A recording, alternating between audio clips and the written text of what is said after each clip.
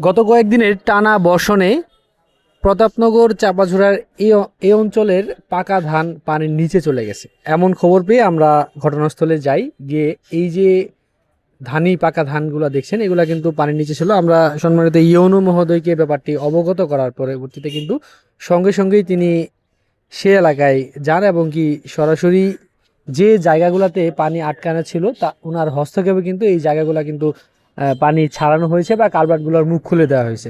যেমনটি দেখছেন ওনার এই মানবিকতা বা ওনার মানুষের প্রতি ভালোবাসা বা দায়িত্ববোধ থেকে কিন্তু এই কাজটি করেছেন। তো এই এলাকার মানুষ যাদের পাকা ধান পানিতে নষ্ট হচ্ছিল তাদের এই দুরবস্থা বা মানুষের ক্ষতিটাকে কিন্তু এড়ানোর চেষ্টা করেছে সম্মানিত ইউনো মহোদয়। তার হস্তক্ষেপে কিন্তু এই অঞ্চলের যে ড্রেনগুলো আটকানো ছিল বা পাইপলাইনগুলো আটকানো ছিল সেগুলো কিন্তু তৎক্ষণাৎ সেখান থেকে পাইপগুলা পানি ছাড়ানোর জন্য এবং কি পানি যেন গতি ঠিক থাকে সেই জন্য কিন্তু সেখানে নির্দেশনা প্রদান করে আসেন।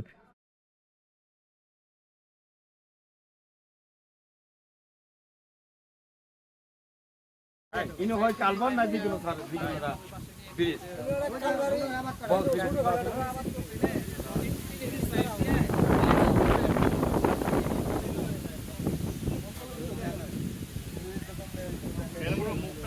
কিন্তু ব্যবস্থাটা এখান থেকে করতে হবে।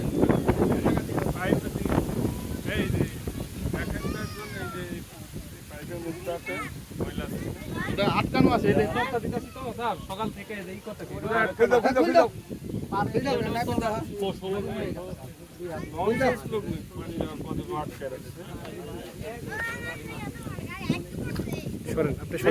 আপনি একটু সরেন, আপনি একটু সরেন।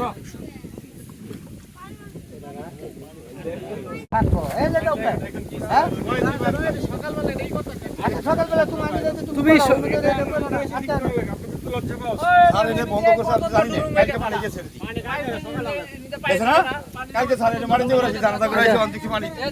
এটা তো ধান্ডা নষ্ট, এটা তো ধান্ডা নষ্ট, আপনাদের দায়িত্ব ছিল এটা খুলে দেওয়া। এটা বন্ধ করছে আজকে বন্ধ করতে